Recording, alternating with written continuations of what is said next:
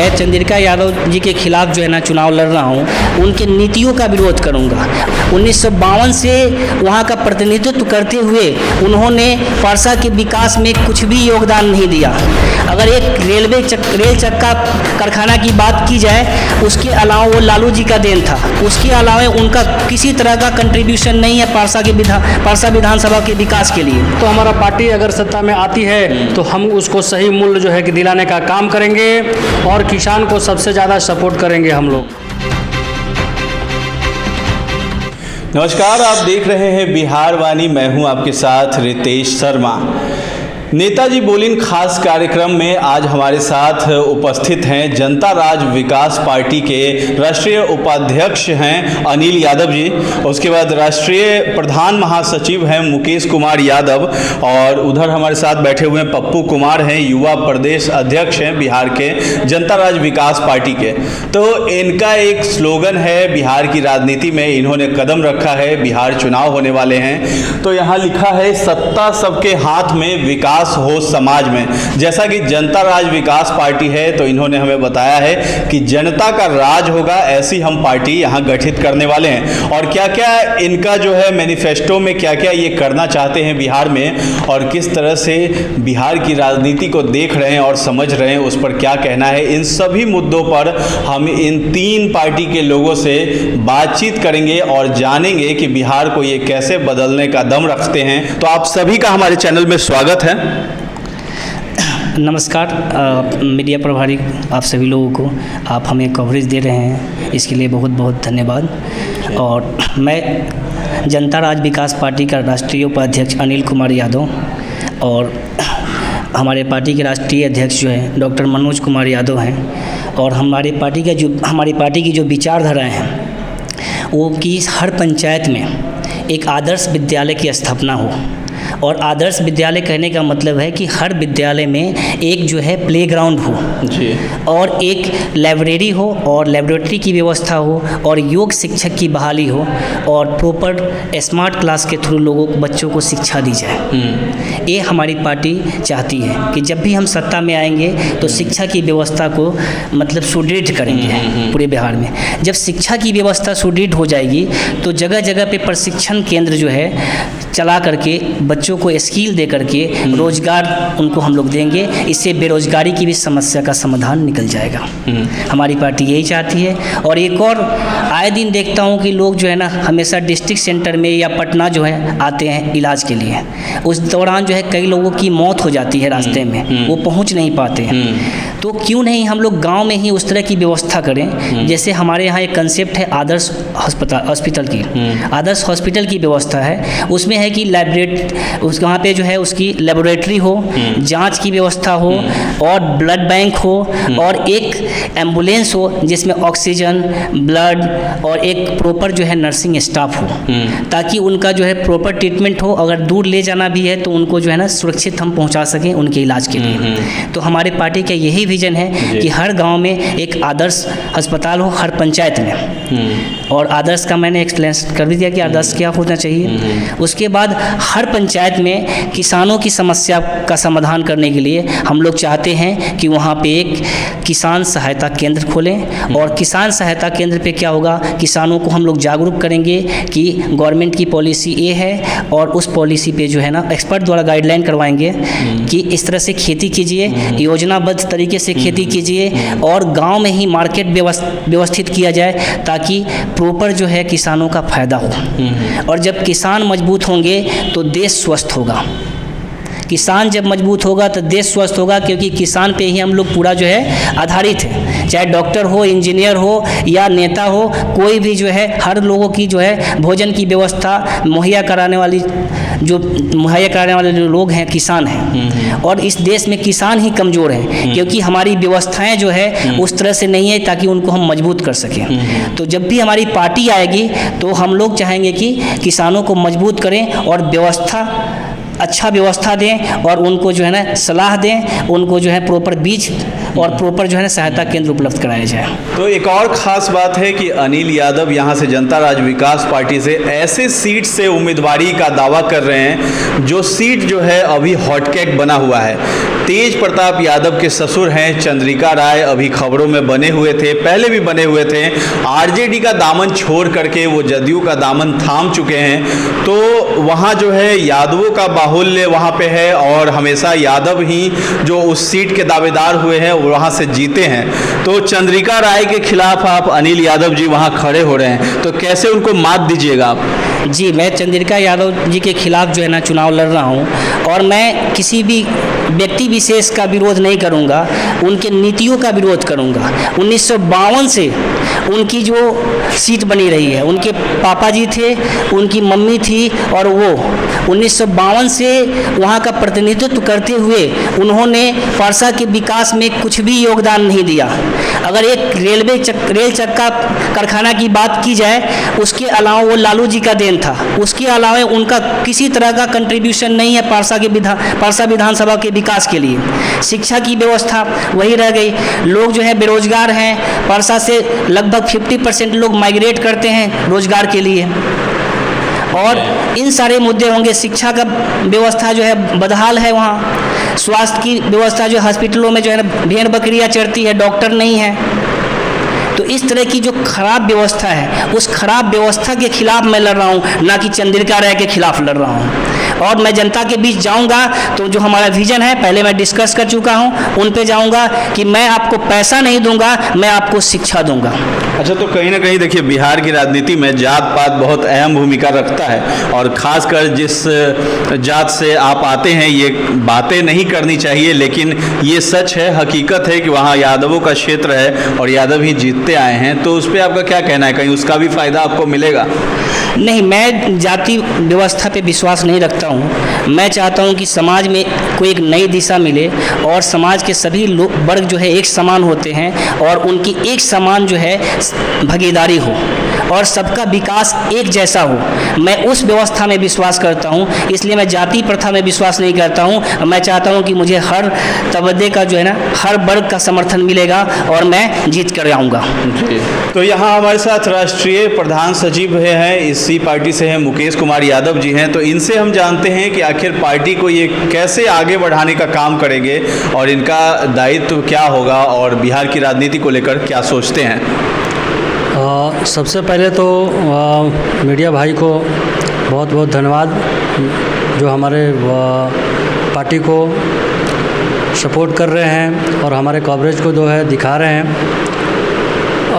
आज हम लोगों ने जो जनता राज्य विकास पार्टी का जो गठन किया है, तो ये इस पार्टी में मेन हम लोगों का जो है मोनोपोली रहेगा, युवाओं का जो है सबसे बड़ा योगदान है, जो कि आज के डेट में या तो देश लेवल पे हो या तो राज्य लेवल पे सब लोगों ने युवाओं को ठगा है। तो हमारी पार्टी जो है युवाओं को सबसे ज़्यादा सपोर्ट करेगी, जो कि आज के डेट में सबसे बड़ा मुद्दा है बेरोजगारी, कि सबसे अच्छा पढ़ाई लिखाई के बाद भी लोग जो है चपरासी का नौकरी करने के लिए जो है लड़का लोग रेडी रहता है। तो हम लोग उस मुद्दा पे खास करके उसको उस तरह से गाइडलाइन देंगे कि जो सरकार में इस तरह का हो रहा है, जो शोषण हो रहा है युवा का, वो मुद्दा हम लोग जो है सबसे ज़्यादा अहम रखेंगे। हमारा पार्टी अगर आगे ग्रोथ करेगी तो हमारा पार्टी मुद्दा उठाएगी और ये सिस्टम को मजबूत करेगी।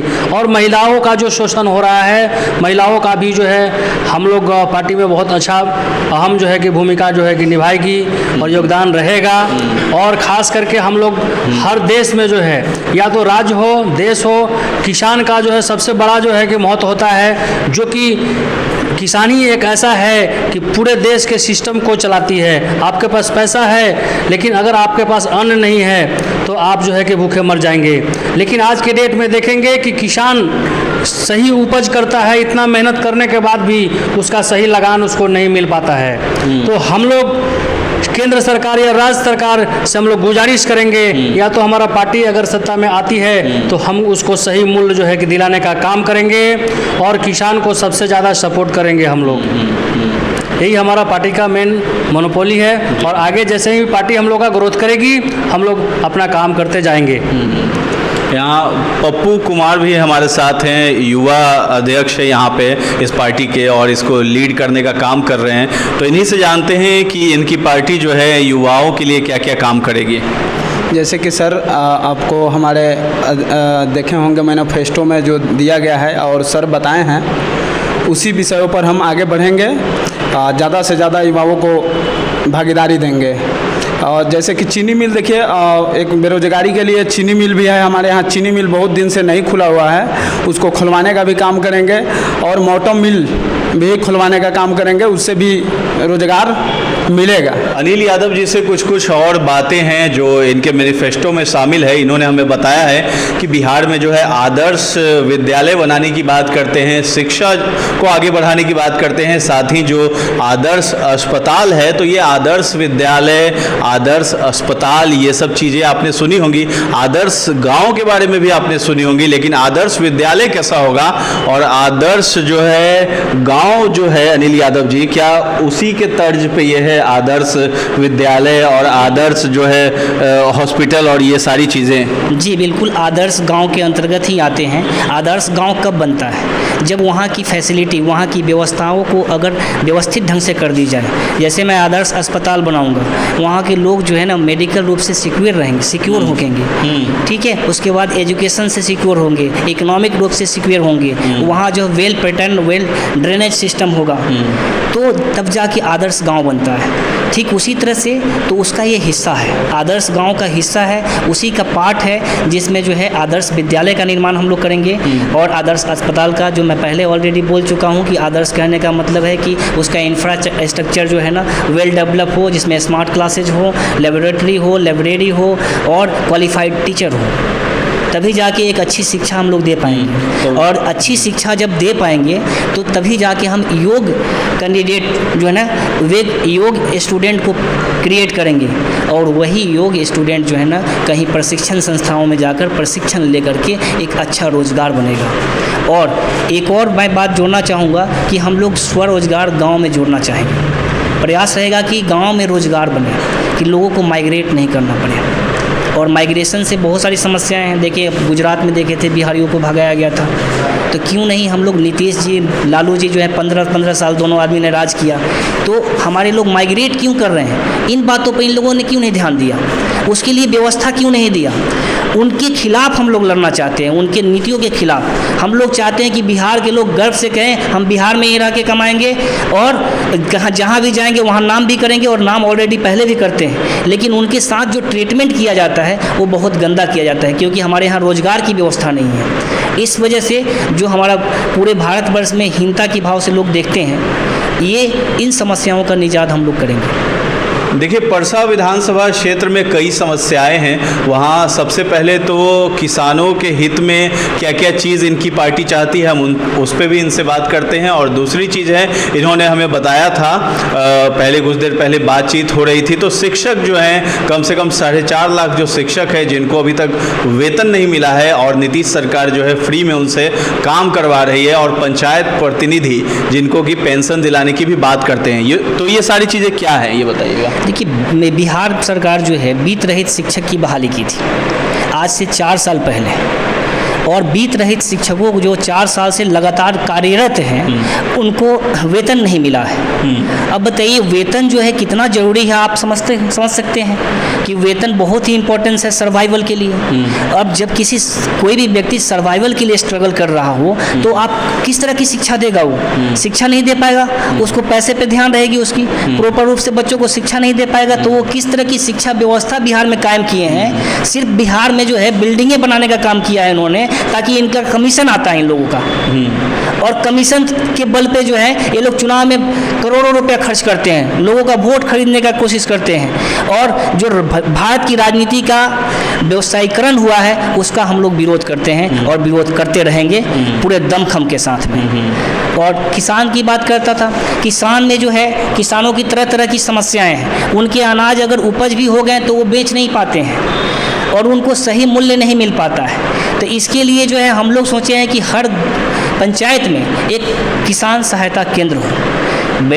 बिहार सरकार में पैक्स की भी चुनाव होते हैं, पंचायती राज में पैक्स का चुनाव किया जाता है, लेकिन पैक्स क्या करता है, वोटों को खरीद लेता है, अपने हिसाब से लोगों का नाम ऐड करवाता है और उनको पैसा दे करके वोट खरीद करके जीत करके किसान की जो सुविधाएं सरकार द्वारा दी जाती है उसको हड़प लेता है। तो हम लोग चाहते हैं कि जो भ्रष्टाचार युक्त व्यवस्था है उससे हम लोग मुक्त करवाएं। जो बिहार की व्यवस्था, जो प्रशासनिक व्यवस्था हो या जो बिहार की सरकार की व्यवस्था है वो भ्रष्टाचार युक्त है, उससे हम लोग मुक्त कराने चाहते हैं और उसके लिए हम लोग स्ट्रगल करेंगे। देखिए, जितनी भी अभी आप बातें कर रहे हैं उसके लिए तो आपको सत्ता में आने की ज़रूरत होगी। जब तक आप वहाँ से जीतेंगे नहीं तब तक तो ये कार्य नहीं हो पाएंगे। बिल्कुल, इसीलिए हम लोग इनिशिएटिव एक्शन लिए हैं और संगठन को मजबूत करेंगे। और अभी जो है इस बार बिहार में 70 सीटों पे चुनाव लड़ने जा रहे हैं और मजबूती से लड़ेंगे। और हम लोग गांव-गांव जाएंगे, लोगों से मिलेंगे, अपनी पार्टी का विजन बताएंगे, जागरूक करेंगे लोगों को कि आप जो है ना वोट अपना बेचिए नहीं, आप जो है ना वोट और सही प्रतिनिधि का चयन कीजिए ताकि आपके लिए काम करेगा। कोई ज़रूरी नहीं है कि 1 केजी चिवड़ा और मीठा बांट करके आपको बाढ़ रहित फंड लूट जाए। क्या करते हैं लोग कि 1 केजी चिवड़ा और मीठा बांट करके सहानुभूति गेन करते हैं, लेकिन बाढ़ का जो आता है, बाढ़ रहित फंड जो आते हैं, रिलीफ फंड आते हैं, उसको ये लोग उसका जो है ना गमन कर लेता है।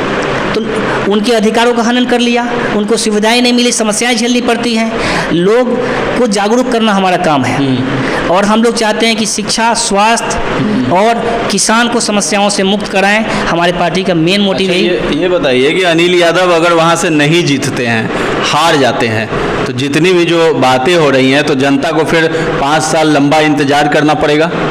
नहीं, लगातार हम जो है प्रयास करेंगे कि जनता को जागरूक करें, उनके बीच जाते रहेंगे और उनको जागरूक करते रहेंगे और सरकार से जो फंड आते हैं उसको दिलवाने के लिए संघर्ष करते रहेंगे। तो अगर जीत होती है तो अच्छी बात है, जीतेंगे तो कार्य करेंगे ही, लेकिन अगर हारते हैं तो भी आप क्षेत्र में जाइएगा, लोगों की मदद कीजिएगा। बिल्कुल, लगातार मैं लोगों को मदद करूंगा और ये 5 साल और 10 साल का कोई टाइम ड्यूरेशन नहीं है हमारे लिए। मैं समर्पित हूँ और समाज के लिए समर्पित हूँ, समाज के लिए हमेशा लड़ता रहूँगा और समाज की आवाज़ बनकर हमारी पार्टी जो है ना हमेशा उभरती रहेगी। ओके, बहुत बहुत धन्यवाद आपका। आपको भी बहुत बहुत धन्यवाद कि हमारी बातों को जो है लोगों तक पहुंचाने में आप मदद कर रहे हैं। बहुत आभारी हूं मैं और धन्यवाद।